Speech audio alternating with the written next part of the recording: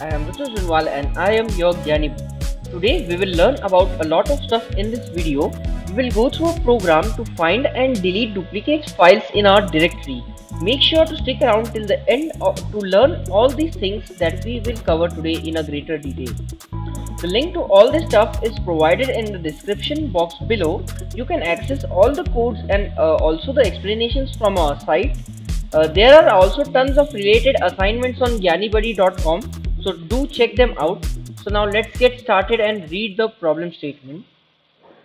It says fdoops is a Linux utility written by Adrian Lopez in C programming language, released under MIT license, so it's an open source library. Okay.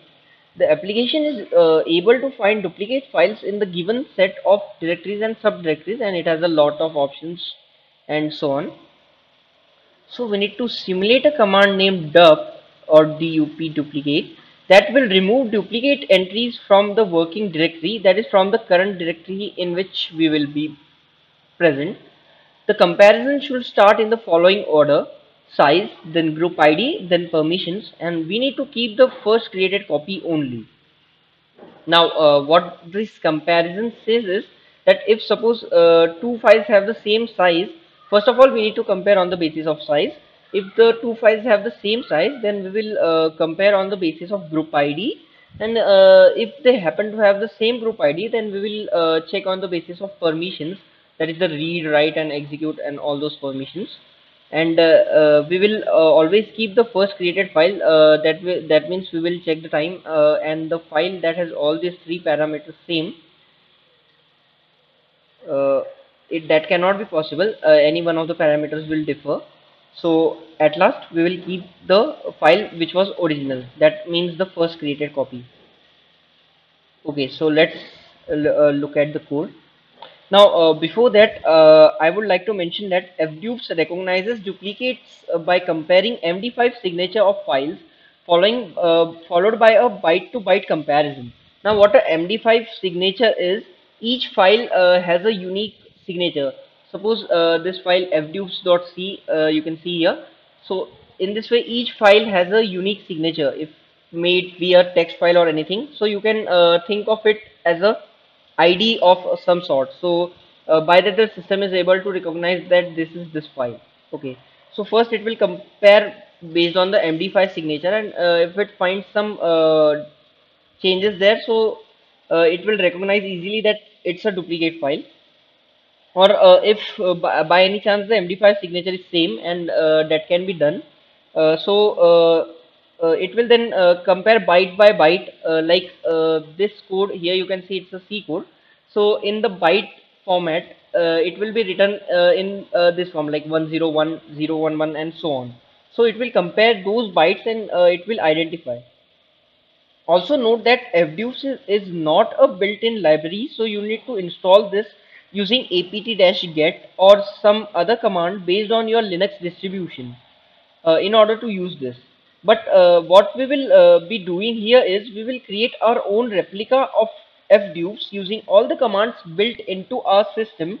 That means all the built-in commands that Linux provides us, and we will try to replicate fdoops.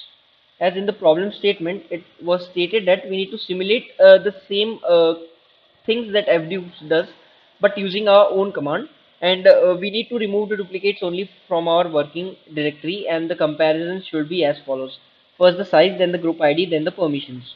So let's now look at the code. First we will include all the libraries that are required here, and these are all system libraries included with the GCC. Then we have here a structure named directory. In it we have a name, which is a character string of a character array or string of 1001 bytes. Then we have a long integer, that is the size of the file. Then we have a p, and then we have a gid. Gid is the group ID and p is for permissions. Then we have a function same file. We will come to this later. First of all, let's move on to the main function. In the main function, we have called this directory here, and we have created 50 such instances. Next we have all the other declared parameters, like the three integers I, J, and CTR. All are 0. And to get the current working directory, we have this character star S, and then we have also declared a buffer of size 100. And then we have initialized this S to this get CWD command, and it takes two parameters, the buffer and the size of that buffer.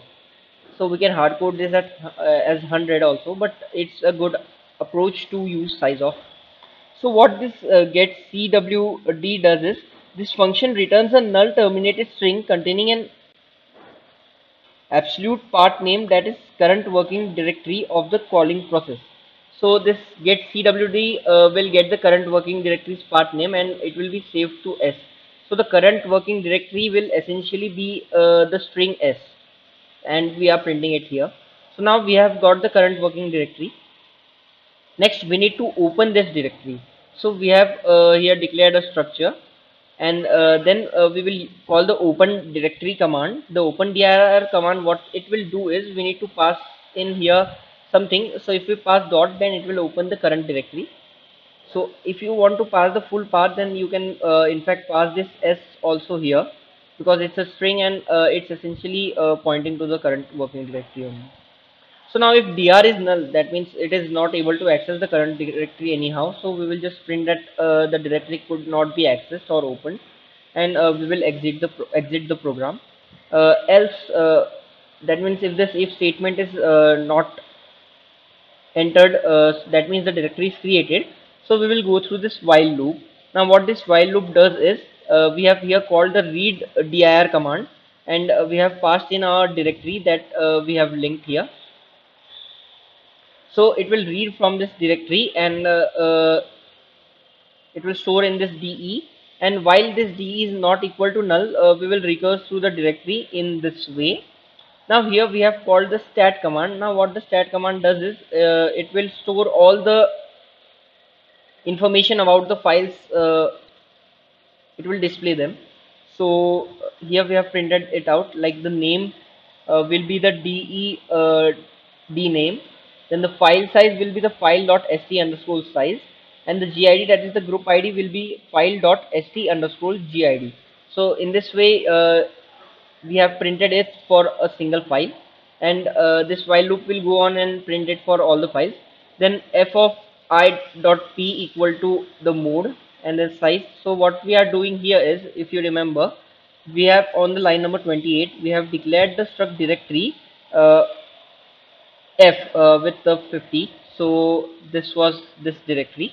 So in this we are essentially storing the name, the size, and the gid and everything of each file.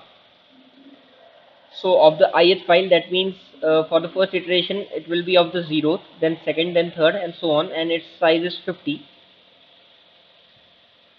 So we will get the information for the first one, then the second one, then the third one. Now st mode is the mode in which the file is operational, or the what we can say here is the permissions that the file has. So we are calling here the same file function, and we are passing in the file here. So let's look at this function. So here is the function.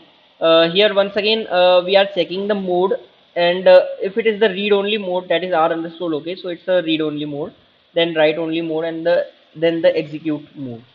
And if all the three permissions are there, that means chmod 777, so this will print all the three things: read, write, and execute. So we will come to know that which permissions the file has. So this will do that. Then we are printing a new line and incrementing our pointers and other stuff. Now after we have got all the details about the directory, first we open the directory, and here in this while loop we have got the details about the directory, like the file size and the name and everything else.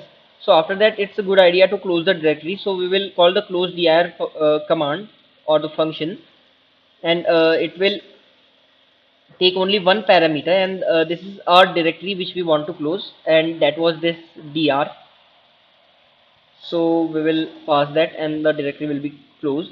So now once we have the data in our this structure f, so we can just loop through that structure, and we have actually been incrementing this pointer, so it won't be any problem to just recurse through. And what where the parameters are first we have to compare on size, then the group ID and the permissions of the files.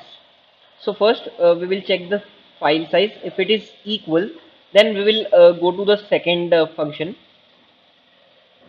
So in the second one, we have to compare basis on the basis of group ID. So we will do that. And at last, on the basis of P, the P was for permissions. So we will do that as well. And once we have found out, we will unlink the file. That means we have found out that the other file was actually there is a mistake here. It should be J here. Okay. So we are comparing the ith and the jth file. As you can see, it's a double loop, and j is essentially I plus 1. So the zeroth and the first file we will be comparing, and of course we have to keep the original file, that means the zeroth index file. So we will unlink the newer file or the later created file. So what the unlink function does is we need to pass the file name here. Actually we need to pass the full file path, but as we are in the our directory is the working directory itself, so we will just pass the name, and we will equate it to 0 so that we can unlink this. And once we have unlinked, the file will be essentially deleted. So in this way we have found and removed the duplicates without using fdupes. So you can say that this is our own fdupes, and actually what fdupe does is it uses the same type of mechanism to filter through files and check which are duplicates and which are not. I hope you enjoyed this, and thank you for watching.